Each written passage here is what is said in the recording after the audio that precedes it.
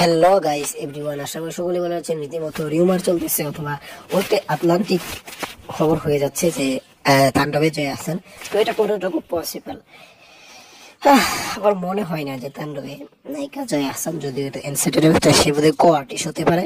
এবং একটা নিউজ পড়তে গেলেও দেখলাম যে জয় আহসান কো আর্টিস্ট, নায়িকা না। কারণ এখন তার নায়িকা হওয়ার বয়স নাই যে তাকে নায়িকা দেওয়া যাবে।